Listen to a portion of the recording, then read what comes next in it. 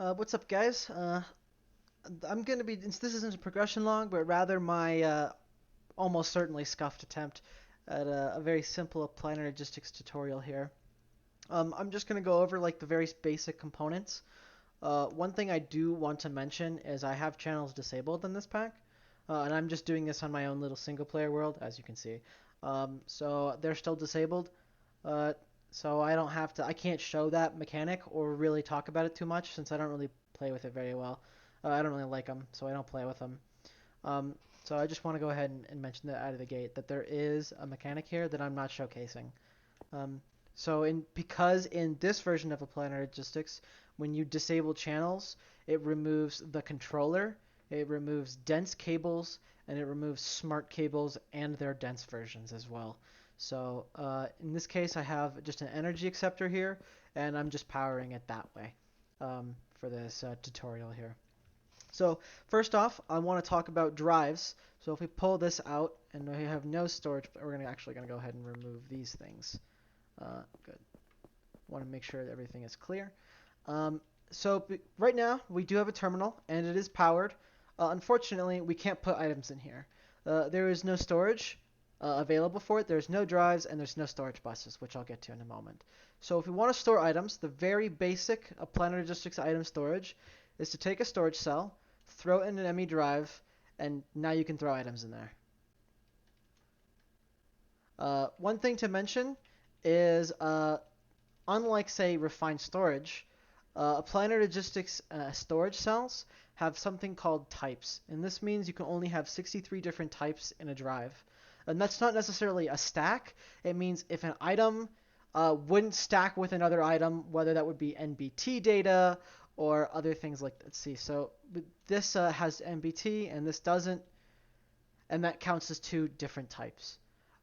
So it's two separate instances, it's two items with different NBT or two different item types. So, different item type because they're not the same item, and different item type because even though they're the same item, they have different NBT data.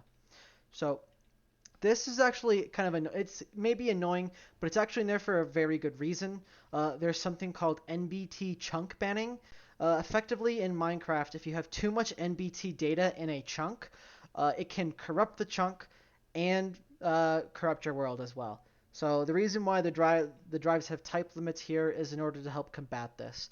So if you have a ton of drives with a lot of NBT data, like if you have a bunch of armor or whatever, you might want to spread that out a little bit. And just keep your drives in like different chunks and stuff. You can press F3 plus G and then it can show you chunks. So you can see all the different chunk borders here. Okay, next off, we're going to talk about the import and export buses, the most basic of applied logistics tools. I like to consider these things active, as they will continuously attempt to, in the case of an import bus, pull items from the inventory they are attached to. They constantly keep checking until they can pull stuff, and then will pull stuff from the inventory into storages, whether that is this storage or storage buses, which will be mentioned later. Export buses are the opposite. They will continually try to dump items into the inventory they are attached to, and they will pull items from the network wherever they are. Again, from various storages. One thing to notice about import buses here is that by default they will pull without any filters here. They will pull any item given to them. Very slowly, unfortunately, without any upgrades. If we speed it up with acceleration cards, it won't increase how often it takes items, but it will increase the amount of items it takes. So with 4 acceleration cards, it takes a stack at a time. And you can see they're all in here. One thing we can do is if we place an item in here, it will whitelist that item, and it will only pull that item from the inventory.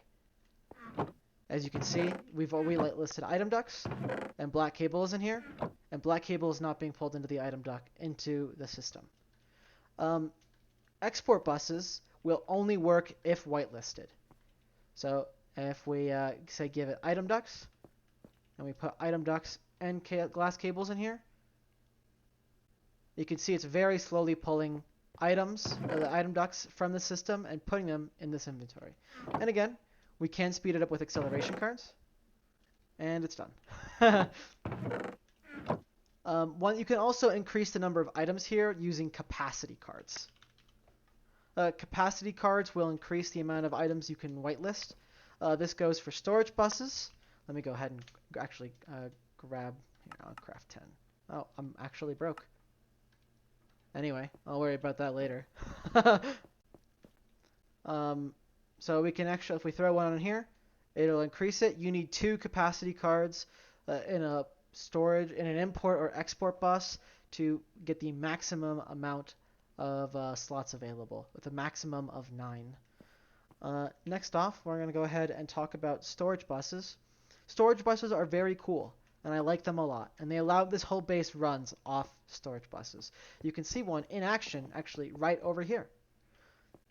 So I'm going to go and show you really quickly what they do. So, and storage bus effectively allows the Applied Energistics system to look at an inventory, and instead of importing items like the import bus or exporting items like the export bus, it will just look at it and use it for storage. So we'll go ahead and throw some iron chests in here, and you can see they're in the storage system, and I can pull them out and I can put them in. They're going to go into the storage cell here first. I'll talk about priorities in a moment. So you can see we have we can put stuff in here, and we can pull it out, and it'll be there. And we can actually whitelist items as well. And what the whitelist does specifically is it allows the Applied Energistics system to put items there. So if we whitelist item ducts here, let me go ahead and pull this drive out actually, so we can see this a little bit easier. We can put item ducts in there, but we cannot put anything else in there.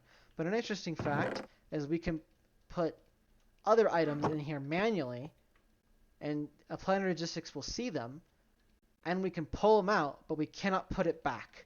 It's like you can use it like a one-way in this case. But mainly just know if you whitelist a storage bus, Applied Energistics can push items to it. However, this is in the bidirectional mode. We can set to extract only, and then Applied Energistics can only pull items from here. It cannot put items there. But we can still pull unwhitelisted items. So extract only means Applied Energistics can only pull from the inventory. Insert only means Applied Energistics can only push items there. And also to note, it cannot see the items in there. Once it pushed them in there, Applied Energistics does not see the items in there. All Applied Energistics knows with insert only is if with the storage bus, I told Applied Energistics, if you get this item, put it here. And Applied Energistics just shrugs its shoulders and goes, okay, I put it there. I don't know where it went, but it's gone.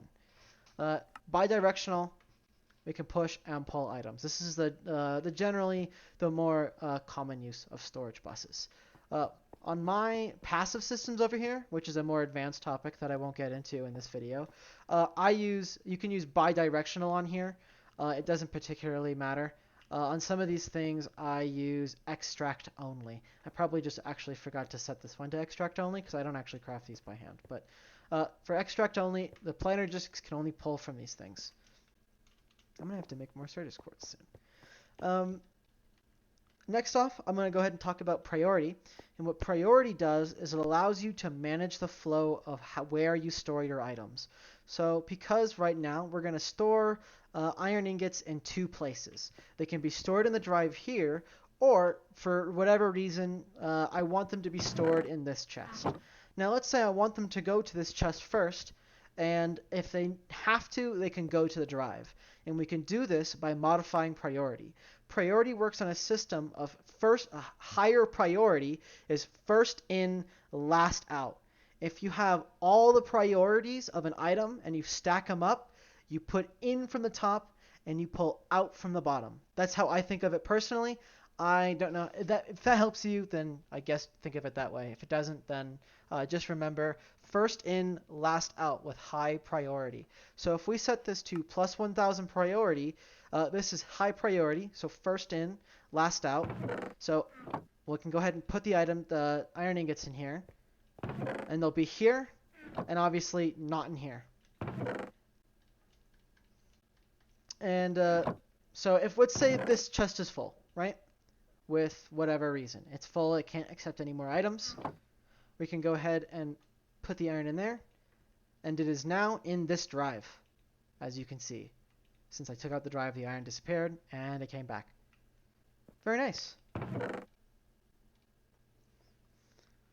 So you can use you can use the priority system to manage your flow of items. An actual example of this in progress, or in how I use it, is how this base operates. For example, the computer, these drives over here, we're gonna go ahead and take a look over here. Priority is -1000. This means items are put into this drive if they have nowhere else to go, and they are pulled out of this drive first. For example, like elements over here in this creative, not creative, sorry, black hole, they have like infinite storage. So these black hole units here have, or let's see if I can find a storage bus right here. This is plus 5000, which means these items, all of these black hole, this is like the deep storage area. So all the inventories in here have plus 5000, which means items go here first and come out last. So let's say some aluminum somehow gets into the main computer system, gets into the drive through some weird black magic, I guess. They just get teleported into there. If I pull aluminum out of a terminal, it will pull aluminum from the drives, and if I put it back into the terminal, it will be put into here. And it's not just inputting or exporting from terminals, it's inputting items into the system through any method possible. So I have whitelist on 1000. We can actually go ahead and show this really quickly. Let me go ahead and grab the iron again. If I go ahead and dump it into the interface, it's here. So priority systems are very powerful and allows you to very efficiently manage your storage systems. And this base runs off, again, a lot of external storage is done through priority. So now we're actually going to go ahead and talk about these interfaces. Like how I mentioned before, how import and export buses are active systems as they keep checking. Interfaces are passive systems, as in we have iron stored. So we're going to go ahead and say we're going to request 16 iron ingots. Well, the interface just goes, okay, I have been filtered for 16 iron ingots here. So it will pull 16 iron ingots from the system. If I put, let's say we put more. This is actually, I believe, did I whitelist this one properly? No. If I put too much in somewhere in here, it'll pull the extra iron out of the interface and store it here. So if we pull it out, we can get more. If we put it extra, it'll pull it back, and it'll work for like any other item. So we can put a bunch of items in there, and because this has been whitelisted for item, all those other items went here into the drives. So interfaces, you can also automate from interfaces, which again is how this base works. We can go ahead and just, let me go ahead and grab a lever actually instead of just setting that config.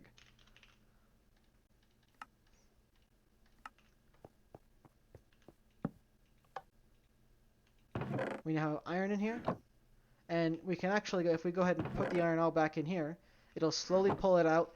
The interface will pull the inner iron here, and then the servo will remove the iron from the interface and put it wherever it needs to go, in this case just a chest. And then it will, since it has no iron, it will then pull more until the system is empty or this is filled up and no more items are being removed.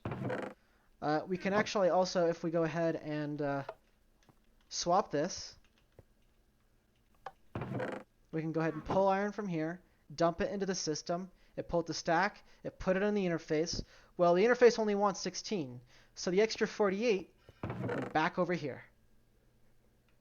I think this is honestly, I was planning to talk about level emitters, but I think this is a pretty good place to stop. I think this is a pretty basic tutorial, and I don't want to get too far into it. I use some level emitters in this base, mostly over there for some stuff, but not too often. Most of the time for this base, I just let things fill up, buffers through drawers and stuff. For example, actually, we're going to go ahead and a good example of a system in action is over here. I want to make gears. So how I do it is I have this interface. It requests items. Those items through XNet, which is more complicated, and I don't even talk about that. XNet will pull those items, and for, say, bronze gears, it will push the bronze ingots here. The compactor will make bronze gears. The bronze gears will get pushed from the compactor with auto output through output system to this drawer. This drawer is connected to this drawer controller, which is connected to the ME system by a storage bus. And a storage bus has been whitelisted for these items on extract only, which means the system will not attempt to push extra gears here. It will only pull. So for example, if I want extra gear, so let's say I craft something with 4 gears or whatever, right? Or I pull like 4 gears out of the system and I only use 2 and 2 go back in. Well, 2 won't go, like the extra 2 won't go back in here. They'll get stored in the main drives over there because they have nowhere else to go. But that means if I need to use those extra 2 gears for something, they'll be pulled from those drives first, and then if I need more, they'll be pulled from these drawers. I hope that's at least a basic setup. I think I hope that made sense. It's not very good, I think, at these tutorials. But someone was asking questions about it, a planar logistics in a server I'm in. So I thought I'd make a short little tutorial on a planar logistics. I hope this helps. Perhaps later I can go into more in depth talking about subnets and level emitters, I can go into more specifics on how my AE2 architecture in this base specifically works. I've gone over what I've talked about here. This is the wrong room. Sorry. Over here is where the setup is. This is a sort of like a very basic understanding of how my base works. I use priorities and storage buses to store items, and then I use interfaces to request certain items, and then I use that automation to pull items from these interfaces to do stuff, and then that stuff gets stored somewhere else, which can be used elsewhere, basically. So, this thing, for example, pulls silicon to make printed silicon. Printed silicon is stored here through this. This interface requests printed silicon. So printed silicon is made here, stored here, and then pulled back here to this interface. And then XNet, an item transfer mod, again I won't get into, pulls it to these other inscribers, which will also pull the printed logic circuits and redstone, which again also come from here. And then it will get stored in these drawers, and again connected to the same drawer network through the storage bus to the ME network, which can be seen and then pulled out from. So we'll just go ahead and pull out a stack of logic processors. And you can see we now have more than 2048 because there's a stack of logic processors sitting in the main drives because this is full. So it couldn't put it anywhere else. So the next time logic processors will be used for something, they will not be used from here. They will be used from the main drives. And as soon as all the logic processors from the main drives are gone, then it will pull back from here. All right, I think that's a pretty good overview of what I've been doing here, and I think it's an okay tutorial right now. If you guys have more questions, I'm actually pretty active right now on the Alchemistry Discord server for this mod pack. You've probably seen the Discord server chat pull up at some point in one of these videos. I don't know. It should be in the CurseForge page. I can double check in a little bit. And I guess, you know what, I'll go ahead and post a link to the Discord server in the description of this video, if I remember. So yeah, if you guys have questions about some stuff, whether it's about the pack or some modded Minecraft stuff in general, I can try and help out. I've been playing modded Minecraft for quite some time. I'm not as good as I would like to be, given the amount of time I've put into it, but I've been rapidly improving. I've been definitely trying to put an emphasis on not just doing the same thing, but really trying to develop new skills. And I've actually think this is some of the most fun I've had in modded Minecraft, is specifically pushing myself to learn new skills and learn new ways of doing a planar logistics. And yeah, so I hope this helps you. If it does, I'll be happy. All right, thanks guys.